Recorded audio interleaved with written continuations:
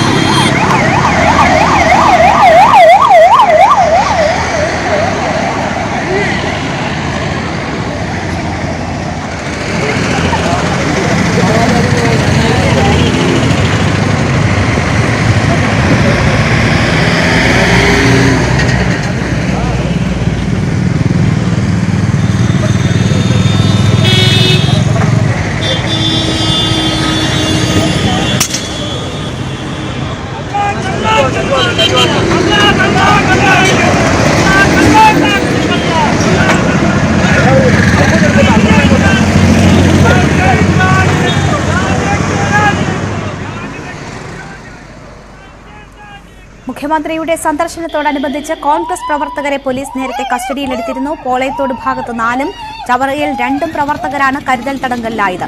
പാരിപ്പള്ളിയിൽ കരിങ്കൊടി കാണിച്ച 4 BJP യുവമോർച്ച പ്രവർത്തകരെയും അറസ്റ്റ് ചെയ്തു.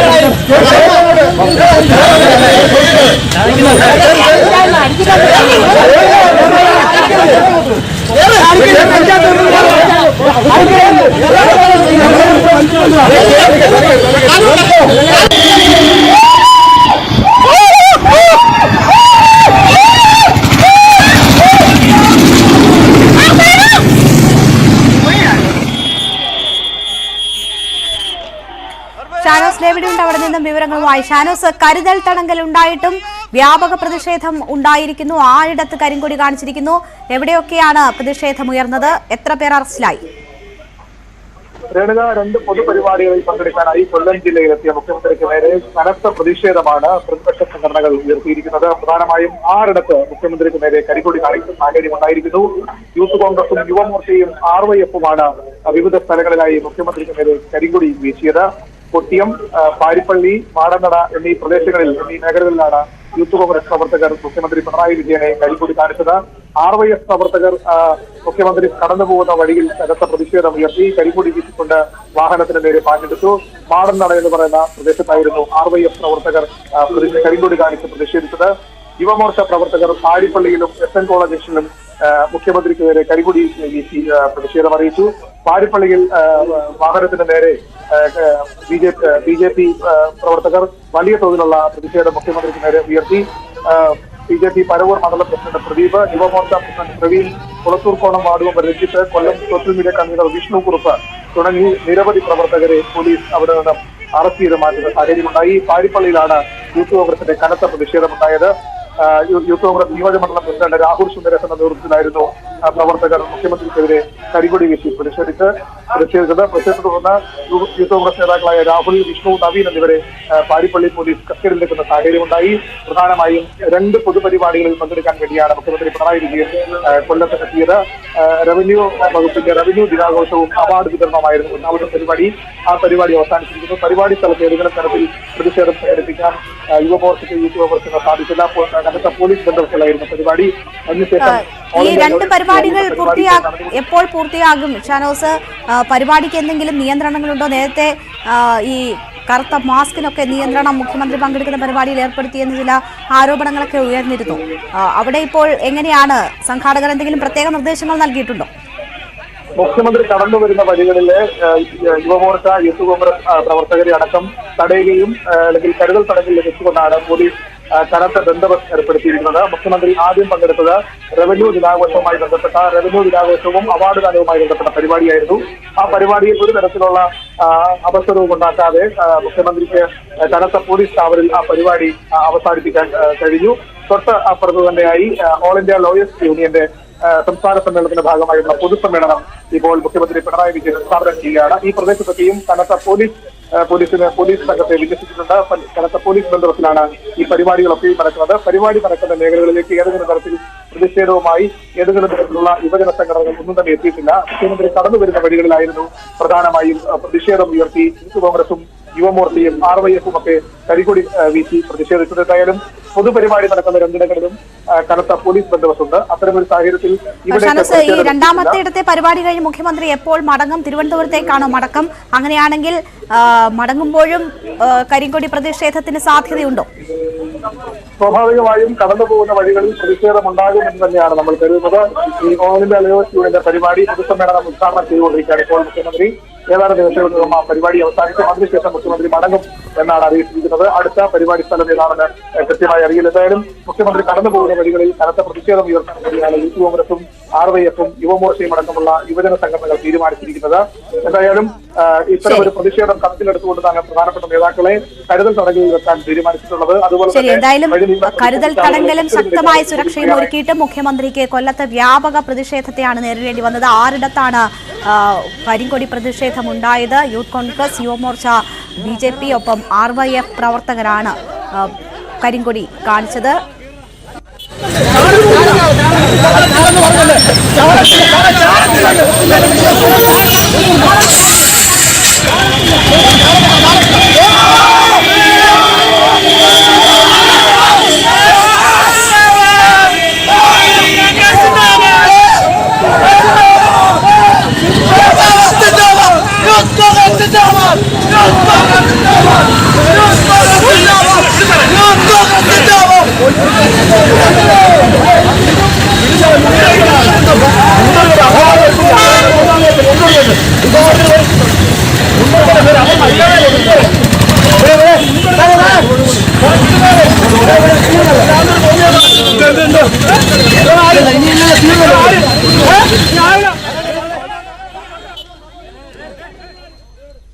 മറ്റു വാർത്തകളിലേക്ക്. RSSുമായി ചർച്ച നടത്തിയ സംഭവത്തിൽ CPMനെതിരെ ആഞ്ഞടിച്ച് ജമാഅത്തെ ഇസ്ലാമി. RSSുമായി ചർച്ച നടത്താൻ CPMന്റെ ടോക്കൺ ആവശ്യമില്ല. CPMന്റേത് രാഷ്ട്രീയ ജന്മിത്വമാണ്. ശ്രീഎമ്മിന്റെ സാന്നിധ്യത്തിൽ ചർച്ച നടത്തിയ CPM ഇതുവരെയും ഉള്ളടക്കം വ്യക്തമാക്കാത്തത് എന്തുകൊണ്ടെന്നും ജമാഅത്തെ ഇസ്ലാമി അസിസ്റ്റന്റ് അമീർ മുജീബുൾ റഹ്മാൻ ചോദിച്ചു. ജമാഅത്തെ ഇസ്ലാമി ചർച്ച നടത്തുന്നതിനാണെതിരെ മുസ്ലിം സംഘടനകൾക്ക് ചർച്ച നടത്താം, ചർച്ച നടത്തുന്നത് ഞങ്ങൾക്കെതിരല്ല എന്ന് പറയുന്നത് രാഷ്ട്രീയ ജന്മിത്വമാണ്. രാജ്യത്ത് ആരുമായും ഡയലോഗ് ആകാം എന്ന് വെച്ച ജമാഅത്തെ ഇസ്ലാമിയെ സംബന്ധിച്ചിടത്തോളം RSSുമായും ഡയലോഗ് ആകുന്നതിന് CPIMൽ നിന്ന് ടോക്കൺ എടുക്കേണ്ടതില്ല എന്നാണ് ജമാഅത്തെ ഇസ്ലാമി തീരുമാനിച്ചിട്ടുള്ളത്. ആ ഗതികേട് ജമാഅത്തെ ഇസ്ലാമിക്കില്ല. വളരെ രാഷ്ട്രീയ പരിജ്ഞാനമുള്ള അനുഭവമുള്ള വ്യക്തിത്വമാണ് ശ്രീ M ഗോവിന്ദൻ. അദ്ദേഹത്തിൻ്റെ ഭാഗത്ത് നിന്ന് ഇത്തരം വളരെ അപഹാസ്യമായ രാഷ്ട്രീയമായ നിലപാട് വരുന്നതിൻ്റെ പിന്നിൽ ഏത് ഉപദേശക വൃന്ദമാണ് പ്രവർത്തിച്ചുകൊണ്ടിരിക്കുന്നത് എന്ന് CPM പഠിക്കുന്നത് നല്ലതാണ്. ഇത് പ്രതിരോധ യാത്രയല്ല, ഇത് കേരളീയ സമൂഹത്തിൽ വലിയ ധ്രുവീകരണം സൃഷ്ടിക്കുന്ന ധ്രുവീകരണ യാത്രയാണ് എന്ന് പറയാതിരിക്കാൻ കഴിയില്ല. അതേസമയം RSSുമായി ഉഭയകക്ഷി ചർച്ച പലപ്പോഴും നടന്നിട്ടുണ്ടെന്നും അത് പാടില്ലെന്ന് CPM പറഞ്ഞിട്ടില്ലെന്നും MV ഗോവിന്ദൻ. എന്നാൽ രണ്ട് വർഗീയ ശക്തികൾ തമ്മിലുള്ള ചർച്ച എന്താണ് എന്നാണ് അറിയേണ്ടത്. എന്തായിരുന്നു RSSും ജമാഅത്തെ ഇസ്ലാമിയുമായുള്ള ചർച്ചയെന്ന് തുറന്നു പറയണമെന്ന് MV ഗോവിന്ദൻ ആവശ്യപ്പെട്ടു. നേരത്തെ പറഞ്ഞ പോലെ ഉഭയകക്ഷി ചർച്ച നടത്തിയിട്ടുണ്ട്. അതിനു മുമ്പ് തന്നെ സർവകക്ഷി സമ്മേളനങ്ങൾ നടന്നിട്ടുണ്ട്, നിരവധി സമ്മേളനങ്ങൾ നടന്നിട്ടുണ്ട് കേരളത്തിൽ. അത് മാർക്സിസ്റ്റുകാരും അതുപോലെ തന്നെ കോൺഗ്രസുകാരും BJPക്കാരും എല്ലാം പങ്കെടുത്തിട്ടുണ്ട്. ഉഭയകക്ഷി നടന്നിട്ടുണ്ട്. അത് നടന്ന അടിസ്ഥാനപരമായ കാരണം ഉണ്ടായിരുന്നു. ആ കാരണം എന്ന് പറഞ്ഞാൽ വഴിയുണ്ടായിരുന്ന ചില പ്രശ്നങ്ങളാണ്, സംഘർഷാത്മകമായ സാഹചര്യമാണ്. അത് പരിഹരിക്കാൻ ആവശ്യമായ രീതിയിലുള്ള ഉഭയകക്ഷി ചർച്ച നടന്നിട്ടുണ്ട്. അതുപോലെ തന്നെ സർവകക്ഷി സമ്മേളനം നടന്നിട്ടുണ്ട്. സർവകക്ഷി സമ്മേളനത്തിന്റെ ഭാഗമായിട്ട് ഉഭയകക്ഷി ചർച്ച നടത്തണമെന്ന് തീരുമാനിച്ചിട്ടുണ്ട്. അങ്ങനെയുള്ള സംഭവങ്ങൾ ഉണ്ടായിട്ടില്ല. അതൊന്നും അങ്ങനെയുള്ള ചർച്ച ഉണ്ടാകാൻ പറയുന്നതെന്ന് ഞാൻ പറഞ്ഞിട്ടില്ല, ഞങ്ങളും പറഞ്ഞിട്ടില്ല. പക്ഷെ എന്താണ് ഇവർ തമ്മിലുള്ള ഒരു അന്തർധാര എന്നുള്ളതാണ് മനസ്സിലാവേണ്ടത്. അത് രണ്ട് വർഗീയ ശക്തികൾ തമ്മിൽ പരസ്പരം ചർച്ച നടത്തുന്നു എന്നുള്ളതിന്റെ പിന്നിലുള്ള കാര്യം എന്താണ്? കാലുമാറി ശസ്ത്രക്രിയ നടത്തിയ സംഭവത്തിൽ കോഴിക്കോട് നാഷണൽ ആശുപത്രിയിലെ ഡോക്ടർ P. ബഹിർ ഷാന് പിഴവ് പറ്റിയെന്ന് പ്രാഥമിക അന്വേഷണ റിപ്പോർട്ട്. അഡീഷണൽ DMO ജില്ലാ മെഡിക്കൽ ഓഫീസർക്ക് റിപ്പോർട്ട് സമർപ്പിച്ചു.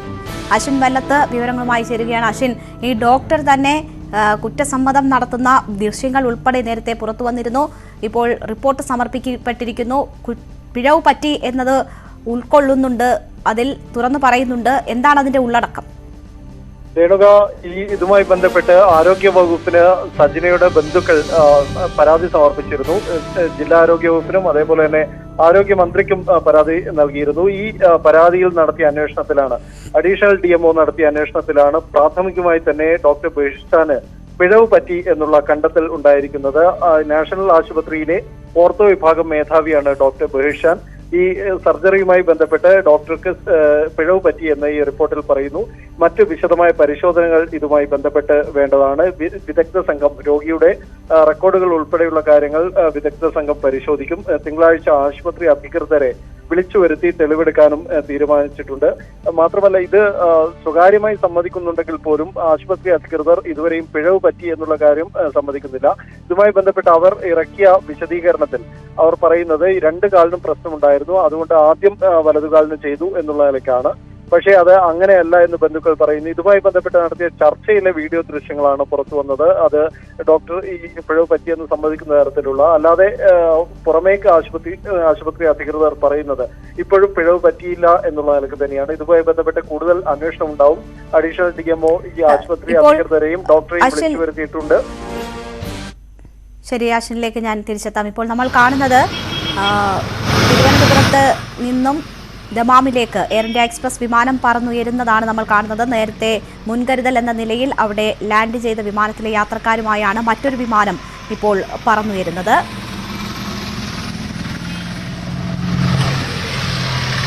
നേരത്തെ 176 യാത്രക്കാരുള്ള വിമാനമാണ് ടേക്ക് ഓഫിനിടയിൽ ഉണ്ടായ ചില തകരാറുകളെ തുടർന്ന് അടിയന്തരമായി ഇവിടെ ലാൻഡ് ചെയ്തത്. അതിനുശേഷം പക്ഷേ എയർ ഇന്ത്യ വിഭാഗം അറിയിച്ചത് അത് അടിയന്തരമായുള്ള ലാൻഡിംഗ് ആയിരുന്നില്ല, ഒരു മുൻകരുതൽ ലാൻഡിംഗ് ആയിരുന്നു എന്നതാണ്.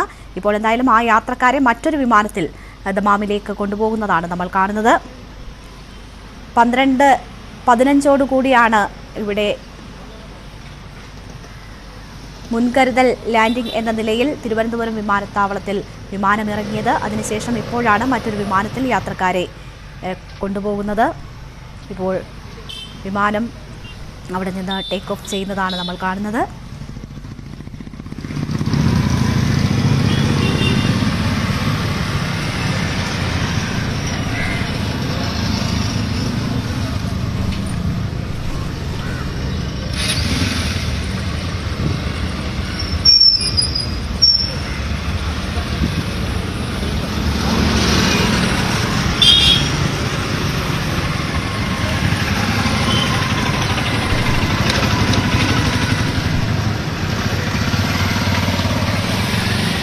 കോഴിക്കോട് നിന്ന് ദമാമിലേക്ക് പുറപ്പെട്ട വിമാനമാണ് ടേക്ക് ഓഫിനിടെ ഉണ്ടായ ചില തകരാറുകളെ തുടർന്ന് തിരുവനന്തപുരം വിമാനത്താവളത്തിൽ ഇറക്കിയത്.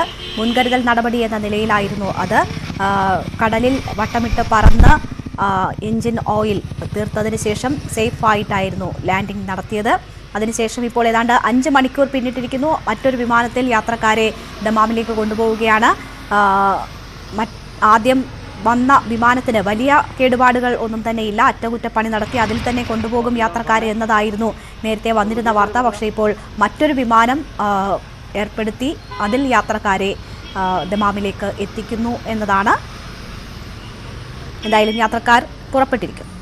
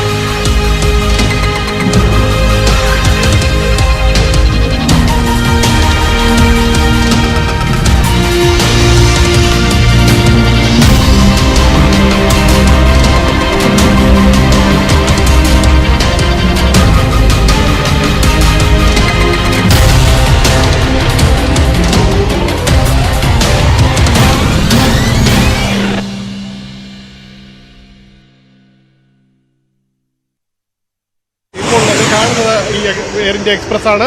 ആ എയർ ഇന്ത്യ എക്സ്പ്രസ് റൺവേയിലേക്ക് പോകുന്നു. ആ കാഴ്ചയാണ് നമ്മൾ കാണുന്നത്. എന്തായാലും ലാൻഡിങ്ങിലേക്ക് വളരെ ലാൻഡ് ചെയ്ത് കഴിഞ്ഞു. ആശങ്ക പൂർണ്ണമായി ഒഴിഞ്ഞു. എയർ ഇന്ത്യ എക്സ്പ്രസ് സുരക്ഷിതമായി തന്നെ തിരുവനന്തപുരം വിമാനത്താവളത്തിന്റെ റൺവേയിൽ ലാൻഡ് ചെയ്തു. അതിനുവേണ്ടിയുള്ള ക്രമീകരണങ്ങൾ വളരെ പെട്ടെന്ന് ഒരുക്കി നൽകിയ എയർപോർട്ട് അധികൃതർക്ക് അഭിനന്ദനങ്ങൾ. 176 യാത്രക്കാരും 6 ജീവനക്കാരുമായി പുറപ്പെട്ടതായിരുന്നു എയർ ഇന്ത്യ എക്സ്പ്രസ് IX-385 വിമാനം. കരിപ്പൂർ റൺവേയിൽ ടേക്ക് ഓഫിനിടെ പിൻഭാഗം നിലത്തുരസി. ഒരു ഭാഗം അടർന്നു തൂങ്ങിയ നിലയിലായിരുന്നു. പിന്നാലെ മുൻകരുതൽ ലാൻഡിംഗിനായി എത്തുമെന്ന നിർദ്ദേശം തിരുവനന്തപുരം വിമാനത്താവളത്തിന് ലഭിച്ചു. എയർ ട്രാഫിക് കൺട്രോൾ ഉടൻ തന്നെ അടിയന്തര നടപടികൾ ആരംഭിച്ചു. പൂർണ്ണ ജാഗ്രതാ നിർദ്ദേശം ATC നൽകി. 10 മണിയോടെയാണ് തിരുവനന്തപുരം അന്താരാഷ്ട്ര വിമാനത്താവളത്തിൽ ആ സന്ദേശം എത്തിയത്. എമർജൻസി ലാൻഡിംഗിന് എല്ലാവിധ സൗകര്യങ്ങളും ഒരുക്കണമെന്ന്. പിന്നീട് എല്ലാം വളരെ വേഗത്തിലായിരുന്നു. റൺവേ യുദ്ധകാലാടിസ്ഥാനത്തിൽ തയ്യാറെടുപ്പുകൾ പൂർത്തിയാക്കി. ഫയർഫോഴ്സും ആംബുലൻസുകളും പാഞ്ഞെത്തി. ഇന്ധനം ഒഴുക്കിക്കളയാനുള്ള ക്രമീകരണം വിമാനത്തിൽ ഇല്ലാത്തതിനാൽ ആകാശത്ത് തുടരാൻ നിർദ്ദേശം നൽകി. വിമാനം എയർപോർട്ടിന്റെ പരിസരത്ത് 1 മണിക്കൂറോളം വട്ടമിട്ട് പറത്തി ഇന്ധനം കത്തിച്ചു കളഞ്ഞു. ഭാരം കുറയ്ക്കാനും തീപിടുത്ത സാധ്യത ഒഴിവാക്കാനുമാണ് ഇന്ധനം കുറയ്ക്കുന്നത്. 12:15 വിമാനം റൺവേയിലേക്ക്. സുരക്ഷിതമായി തന്നെ വിമാനം പറന്നിറങ്ങി. ലാൻഡ് ചെയ്ത വിമാനത്തെ സുരക്ഷിത സ്ഥാനത്തേക്ക് മാറ്റി യാത്രക്കാരെ പുറത്തിറക്കി. മിനിറ്റുകൾക്കുള്ളിൽ തന്നെ മറ്റു വിമാനങ്ങൾക്കുള്ള ടേക്ക് ഓഫിനും ലാൻഡിങ്ങിനുമുള്ള സൗകര്യം തിരുവനന്തപുരം വിമാനത്താവളത്തിൽ ഒരുക്കുകയും ചെയ്തു. കഴിഞ്ഞ ഞായറാഴ്ചയും തിരുവനന്തപുരം വിമാനത്താവളത്തിൽ മുൻകരുതൽ ലാൻഡിംഗ് നടത്തിയിരുന്നു. അതായത് 6 ദിവസത്തിനിടയിൽ രണ്ടാമത്തെ സംഭവം. തിരുവനന്തപുരം അന്താരാഷ്ട്ര വിമാനത്താവളത്തിൽ നിന്നും ടീം ന്യൂസ് 18. വാർത്തകൾ തുടരുന്നു. എം ശിവശങ്കർ റിമാൻഡിൽ 2 ആഴ്ചത്തേക്കാണ് റിമാൻഡ് ചെയ്തത്. ED കസ്റ്റഡി നീട്ടി ചോദിക്കാത്തതിനെ തുടർന്നാണ് കോടതി നടപടി. അതേസമയം ശിവശങ്കർ ജാമ്യാപേക്ഷ സമർപ്പിച്ചു. MS അനീഷ് കുമാറുണ്ട് വിവരങ്ങളുമായി. അനീഷ്, ഈ കോടതി നടപടികൾക്കിടയിൽ കസ്റ്റഡി കാലാവധിയെക്കുറിച്ച് ED എന്തെങ്കിലും കോടതിയെ ധരിപ്പിച്ചിട്ടുണ്ടോ? ചോദ്യം ചെയ്യലിനോട് ശിവശങ്കർ സഹകരിച്ചോ? കൂടുതൽ തെളിവുകളും മൊഴികളും ലഭിച്ചോ? തുടങ്ങി എന്തെങ്കിലും വിശദീകരിച്ചിട്ടുണ്ടോ ED?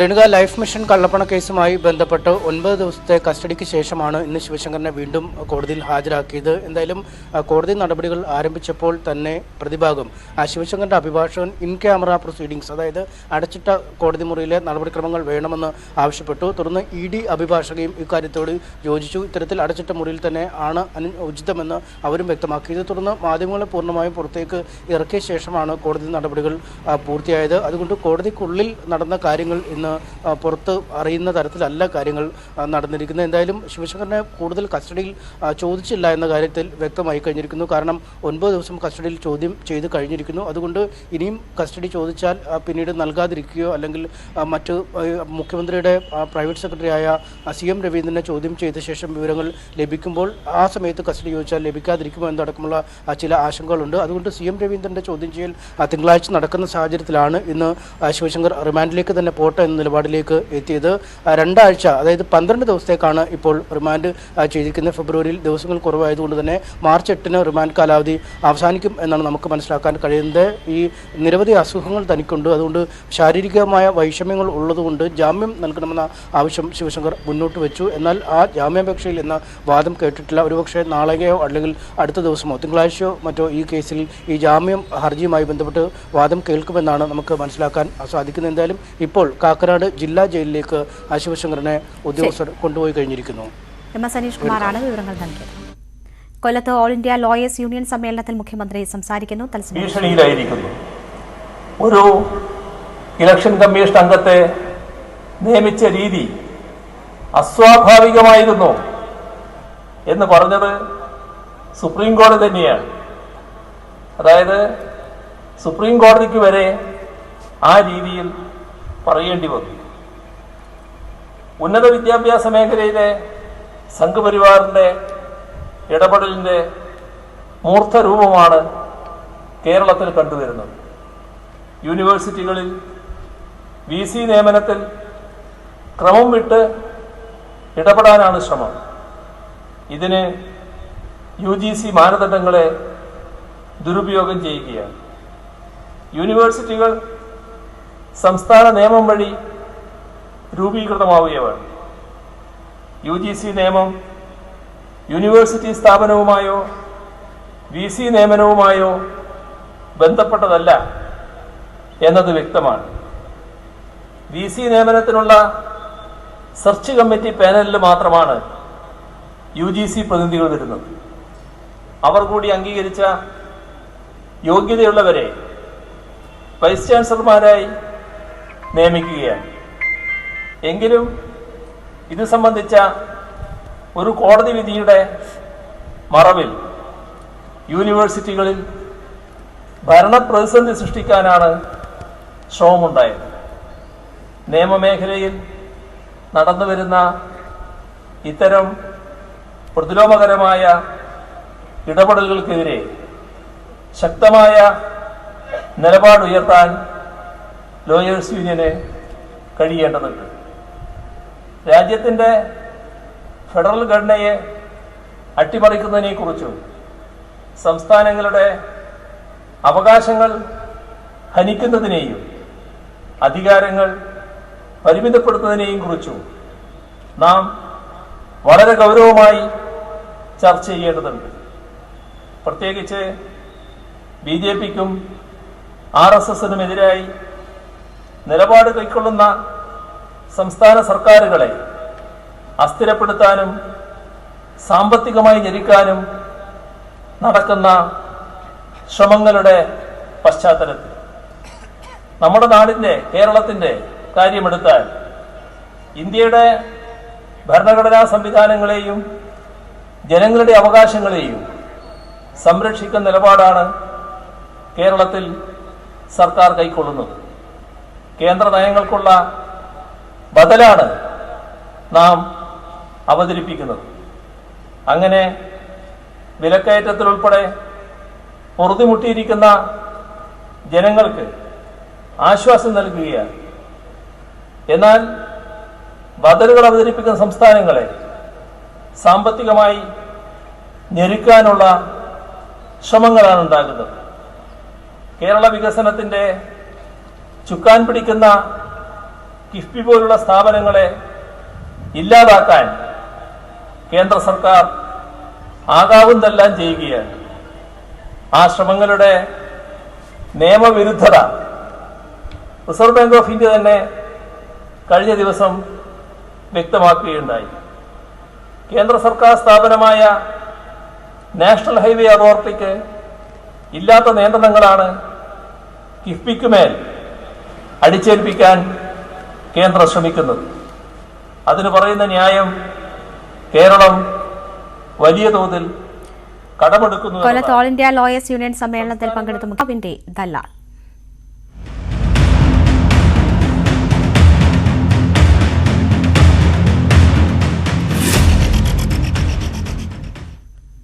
CPMന്റെ ജനകീയ പ്രതിരോധ ജാഥയിൽ പങ്കെടുക്കാതെ LDF കൺവീനർ EP ജയരാജൻ ദല്ലാൽ നന്ദകുമാറിനൊപ്പം. ജാഥ ഉദ്ഘാടനത്തിന് തൊട്ടടുത്ത ദിവസമാണ് കൊച്ചിയിൽ നന്ദകുമാറിനൊപ്പം ജയരാജനെത്തിയത്.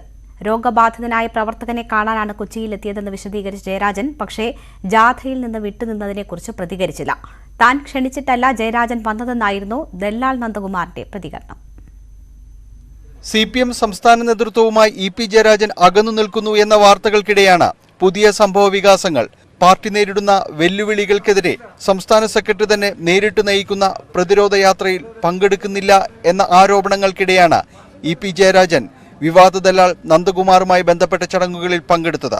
കൊച്ചി വെണ്ണലയിൽ നന്ദകുമാറിന്റെ അമ്മയെ ആദരിക്കുന്ന ചടങ്ങിലും ക്ഷേത്രത്തിലെ ഉത്സവാഘോഷങ്ങളുടെ ഭാഗമായുള്ള അന്നദാനത്തിലും പങ്കെടുത്തു.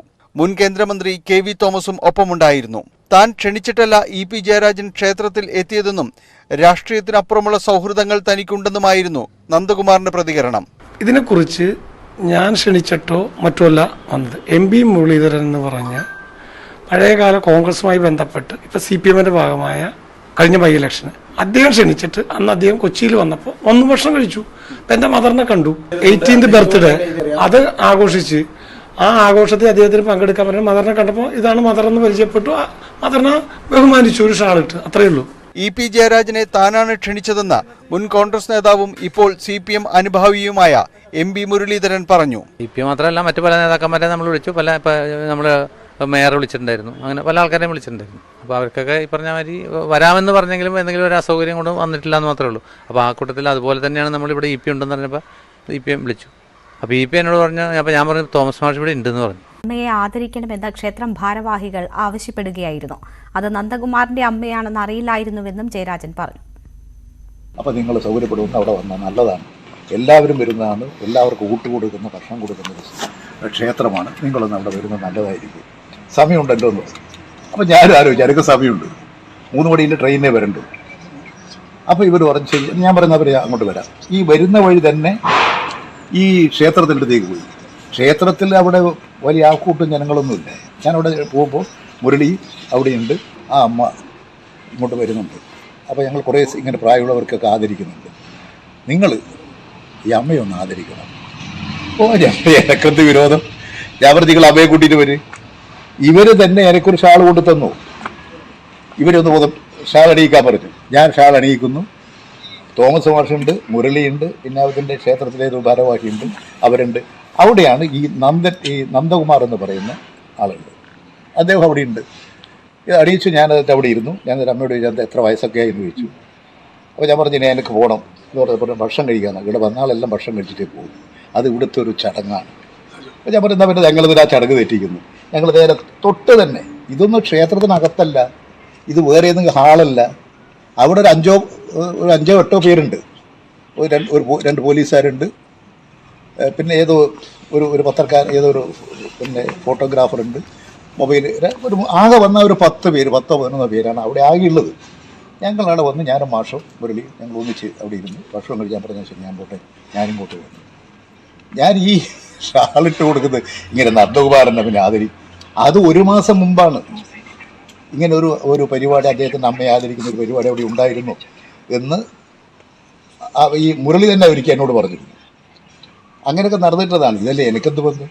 ഞാൻ ഈ ക്ഷേത്രത്തിൽ ഈ മുരളി ക്ഷണിച്ചുകൊണ്ട് അവിടെ പോയി ഇത്രയും സംഭവം ഉണ്ടായി.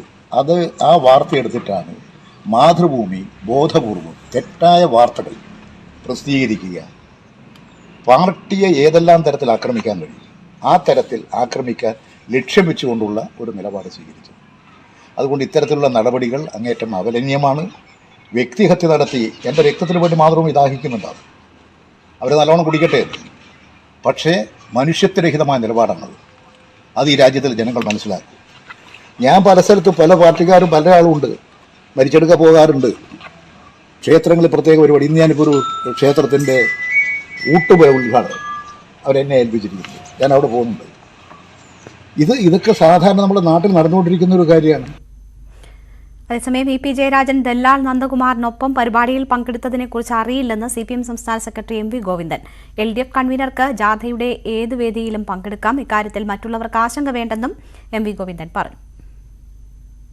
ദല്ലാൽ നന്ദകുമാറില്ലേ, അദ്ദേഹത്തെ വിവാദമായ അദ്ദേഹത്തിന്റെ അമ്മയെ ആദരിക്കുന്നതുമായി ബന്ധപ്പെട്ട ഒരു ചടങ്ങിൽ പങ്കെടുത്തായിട്ടുള്ള നിങ്ങൾ കണ്ടുപിടിക്കുന്ന LDF കൺവീനർ ജാഥയുടെ ഈ സമയത്തും 18-ാം തീയതി വരെയും അല്ലെങ്കിൽ 18-ാം തീയതിയും ഒക്കെ പങ്കെടുക്കാൻ സാധ്യതയുള്ളതാണ് LDF കൺവീനർ. അതുകൊണ്ട് നിങ്ങളത് വിഷമിക്കണം. ഇപ്പൊ ജാഥകളല്ലേ ജാഥയിലുള്ളൂ. സ്വീകരണ പരിപാടിയിലാണല്ലോ പങ്കെടുക്കുന്നത്. അതിന് ഉദ്ഘാടന പരിപാടി ഞാൻ തന്നെ ക്ഷണിക്കുകയാണ്. അപ്പൊ അന്ന് പറഞ്ഞ മുഖ്യമന്ത്രി ഉണ്ടല്ലോ, പിന്നെ ഞാൻ പറയുകയാണ് ചെയ്തത്, എന്നോട് തന്നെ പറഞ്ഞാണ് നേരിട്ട്.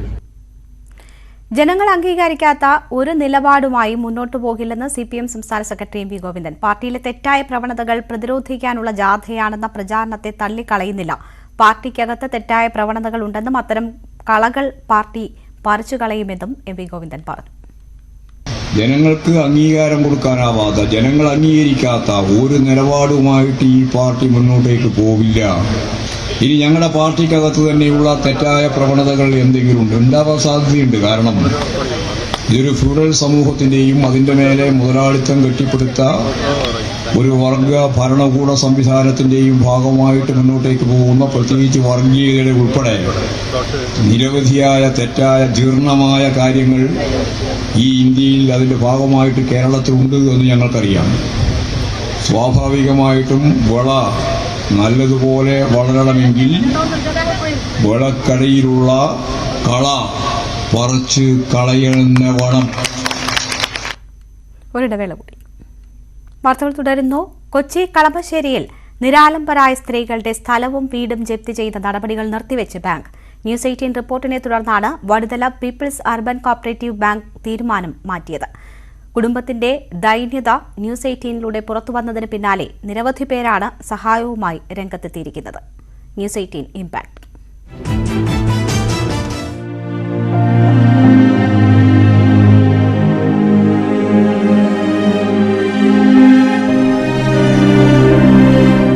പീപ്പിൾസ് അർബൻ സഹകരണ ബാങ്കിന്റെ വടുതല ശാഖയിൽ നിന്നും 2018-ൽ 4.5 ലക്ഷം രൂപയാണ് ലൈല വായ്പ എടുത്തത്. 2 പെൺമക്കളുടെ വിവാഹം, ഭർത്താവിന്റെ അപ്രതീക്ഷിത വിയോഗം, കോവിഡ് പ്രതിസന്ധി, സമാനതകളില്ലാത്ത പ്രതിസന്ധിയിലൂടെയാണ് കുടുംബം കടന്നുപോയത്. കൂലിപ്പണിയെടുത്ത് ലഭിക്കുന്ന പണത്തിൽ നിന്നും 1.5 ലക്ഷം രൂപ അടച്ചിട്ടും കടം ബാക്കി. ഒടുവിൽ ഇന്ന് രാവിലെ 11 മണിക്ക് 2 സെന്റ് സ്ഥലവും വീടും ജപ്തി ചെയ്യുമെന്ന് നോട്ടീസ്. ആത്മഹത്യയല്ലാതെ മറ്റു വഴിയില്ലെന്ന് നിറകണ്ണുകളോടെ ലൈല ന്യൂസ് 18നോട്. എങ്ങോട്ട് പോകുന്നു ഞങ്ങൾക്ക് അറിയാൻ പാടില്ലാത്ത ഒരു നിസ്സാവസ്ഥയിലാണ് ഞങ്ങൾ നിൽക്കുന്നത്. 11 മണിക്ക് അടക്കാൻ പറ്റിയില്ലെങ്കിൽ മനം കൊണ്ട് ഇപ്പൊ തെരുവിൽ ഇറങ്ങേണ്ട ഒരു അവസ്ഥയിൽ നിൽക്കുന്നുണ്ട് ഞങ്ങൾ. വിഷയത്തിൽ ഇടപെടുമെന്ന് മന്ത്രി പി രാജീവിന്റെ ഓഫീസും TJ വിനോദ് MLAയും അറിയിച്ചു. പിന്നാലെ ജപ്തി നടപടികൾ നിർത്തിവെച്ചതായി ബാങ്ക് ലൈലയെ അറിയിച്ചു. വാർഡ് കൗൺസിലറും പൊതുപ്രവർത്തകരും ചേർന്ന് നടത്തിയ പരിശ്രമങ്ങൾക്കും ഫലമുണ്ടായി. നാട്ടുകാരുടെ സഹായത്താൽ വായ്പ പൂർണ്ണമായി അടച്ചു തീർക്കാനാവുമെന്നാണ് പ്രതീക്ഷ. അപ്രതീക്ഷിത സഹായങ്ങളിൽ എല്ലാവരോടും നന്ദിയുണ്ടെന്ന് ലൈലയും ഉമ്മയും. കൊണ്ടിട്ട് ഞങ്ങൾക്ക് അടക്കാൻ പറ്റിയില്ല, കൊറോണ ഇതൊക്കെ വന്നിട്ട്. അതുകൊണ്ടിട്ട് ഞങ്ങൾക്ക് ഇപ്പോൾ അതിൽ ഏറ്റവും വലിയ നന്ദി പിന്നെ MLAമാർക്കും മന്ത്രിമാർക്കും അതുപോലെ തന്നെ വാർഡ് കൗൺസിലർ മൈമുനത്തിനും ഇവിടെ ന്യൂസ് ചാനലിൽ വന്നേക്കണം നിങ്ങൾക്ക് എല്ലാവർക്കും എൻ്റെ ഉമ്മയുടെ പേരിൽ നന്ദിയും കടപ്പാടും എന്നും ഞങ്ങൾക്ക് പ്രാർത്ഥനയുണ്ട്.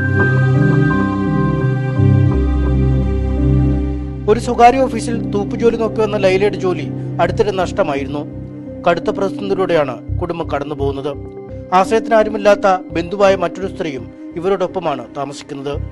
സുമനസ്സുകളുടെ സഹായം കൊണ്ട് 90 വയസ്സുകാരിയായ ഈ ഉമ്മയ്ക്കും മകൾക്കും ഈ വീട്ടിൽ നിന്നും ഇറങ്ങേണ്ടി വരില്ല. എന്നാൽ പ്രതിസന്ധി കാലത്തും ആളുകൾക്ക് നിരാലംബർക്ക് നോട്ടീസുകൾ അയക്കുന്ന ബാങ്കുകളുടെ നടപടിയാണ് കൂടുതൽ ചിന്തിക്കേണ്ടത്. കൊച്ചി കളമശ്ശേരിയിൽ നിന്നും MS അനീഷ് കുമാർ, ന്യൂസ് 18. പ്രകൃതിക്ഷോഭത്തിന്റെ മറവിലും മെഡിക്കൽ സർട്ടിഫിക്കറ്റുകൾ ഉപയോഗിച്ചും ദുരിതാശ്വാസ ഫണ്ടിൽ തട്ടിപ്പ്. കൊല്ലം പടിഞ്ഞാറെ കല്ലട സ്വദേശിക്ക് 4 ലക്ഷം രൂപ വീടിന് ധനസഹായം നൽകി. 76% കേടുപാട് സംഭവിച്ചു എന്നായിരുന്നു റിപ്പോർട്ട്. താൻ അപേക്ഷ നൽകിയിട്ടില്ലെന്ന് വീട്ടുടമ പറഞ്ഞു. ആലപ്പുഴ ജില്ലയിൽ നിന്ന് സമർപ്പിച്ച മെഡിക്കൽ സർട്ടിഫിക്കറ്റുകളിലും തിരിമറിയുണ്ട്. അപേക്ഷയിൽ പറയുന്ന രോഗത്തിന്റേതല്ലാത്ത സർട്ടിഫിക്കറ്റുകൾ സമർപ്പിച്ച അപേക്ഷകളിലും തുക ലഭിച്ചു. PV വിനോദ് വിവരങ്ങളുമായി ചേരുകയാണ്. വിനോദ്, തട്ടിപ്പിന്റെ കൂടുതൽ വിവരങ്ങളാണ് പുറത്തുവരുന്നത്.